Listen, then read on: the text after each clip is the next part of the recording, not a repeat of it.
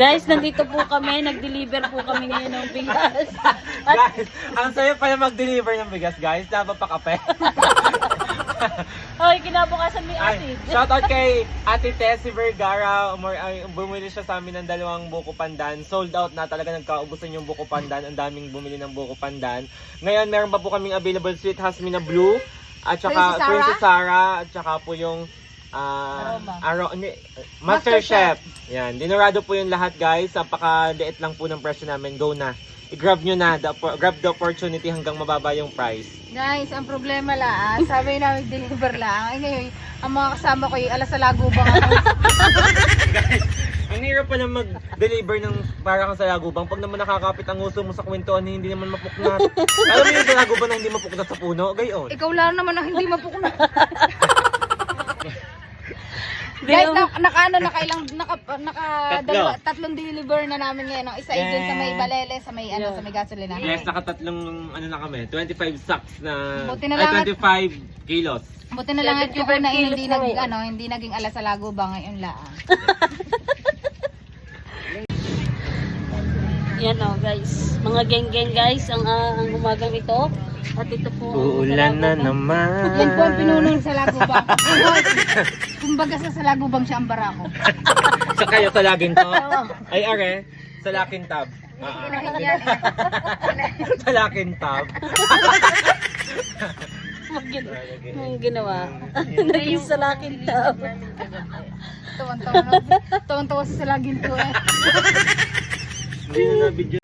Philips, inom na agad yun at marami pa tayong dideliveran. Ikupin mo na kahit Ngayon guys, napakapit pa kami din and dideliveran namin ngayon ay 8. Yan.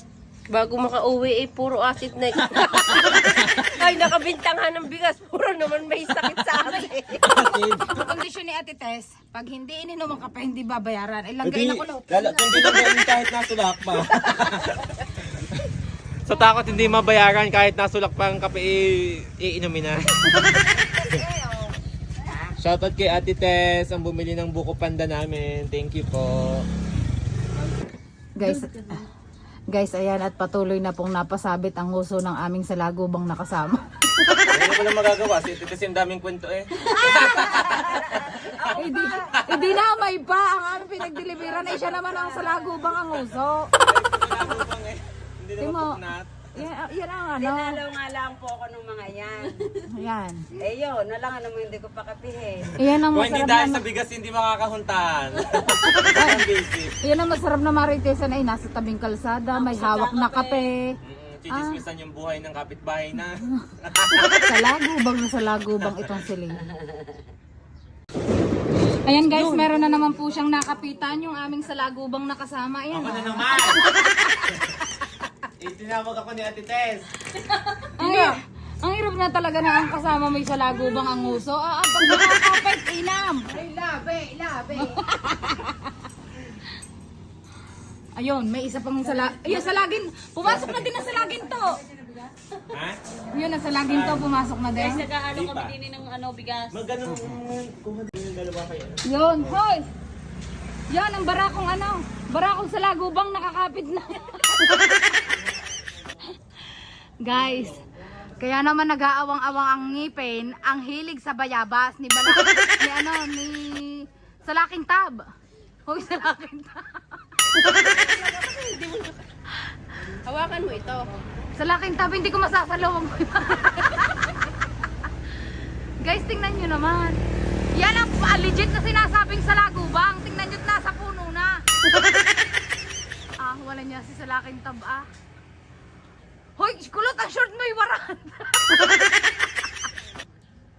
Yan guys, hindi siya makapunta kung saan nga siya pupunta. Ikaw kasi pinapatawa mo ako, baka malaglag ako. O si Salaking. Kulot yun sa kahit nasa itaas ha. Yun. Yan po, legit na salagubang guys. Uugugin ko na siya mamaya para pumata. Wait lang. Ang hirap ng barakong ani na ito. Hindi matanggal-tanggal ang pagkapit sa pagkatsismusa. Diyos ko po, Panginoon Diyos. Sa sobrang dami pa naming transaksyon, ang barakong ani na ito, hindi matanggal-tanggal sa pagkapit sa pagka... Ito mong iniintay kung alokin ako nung kumain ako mag-ahon. Ano naman pala. Hindi, busog kami na dumi kami. Ang ulam namin ni talbos ng kamote. Ah, sarap.